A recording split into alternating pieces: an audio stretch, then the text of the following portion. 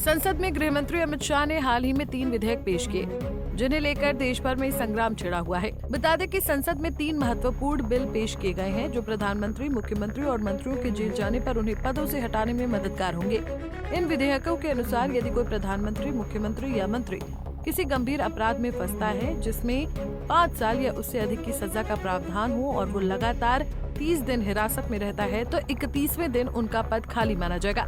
हालांकि रिहाई के बाद उनकी पुनः नियुक्ति संभव होगी। ऐसे में इस बीच अब एक ऐसी रिपोर्ट आई है जो जानकर आपके भी होश उड़ जाएंगे।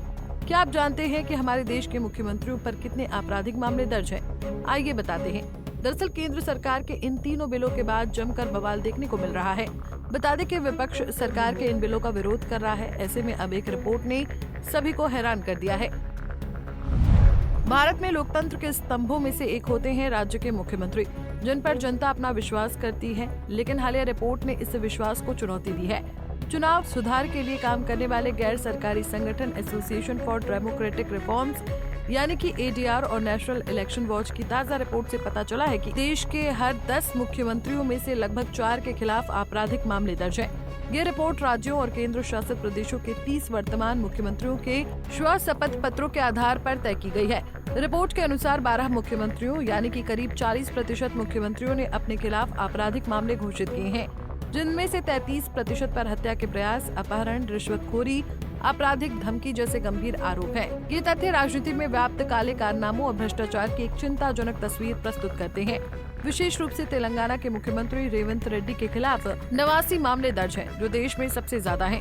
तमिलनाडु के मुख्यमंत्री MK स्टालिन के खिलाफ 47, आंध्र प्रदेश के मुख्यमंत्री चंद्रबाबू नायडू के खिलाफ 19 और कर्नाटक के मुख्यमंत्री सिद्धारमैया के खिलाफ 13 मामले दर्ज हैं।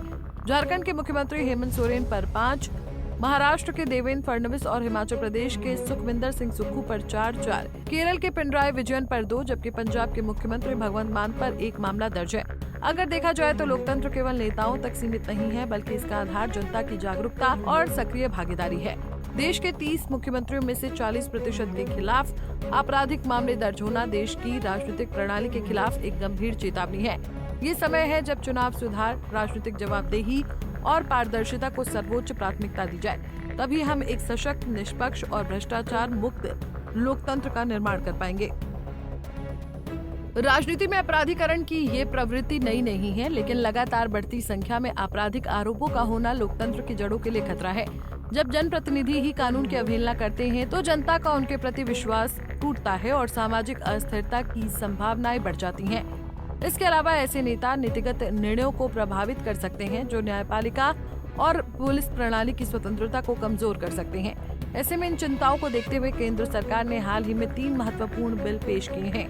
इन विधेयकों के तहत गंभीर आपराधिक आरोपों में 30 दिन की हिरासत में लिए जाने वाले प्रधानमंत्री, मुख्यमंत्रियों और मंत्रियों को पद के लिए अयोग्य घोषित कर दिया जाएगा।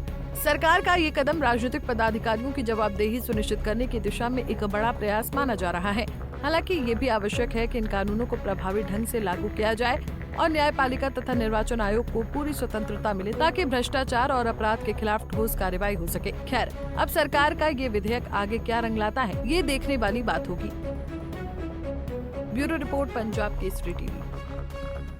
हमसे जुड़े रहने के लिए हमारे YouTube चैनल को सब्सक्राइब करें और नई वीडियो की नोटिफिकेशन के लिए बेल आइकॉन को दबाएं।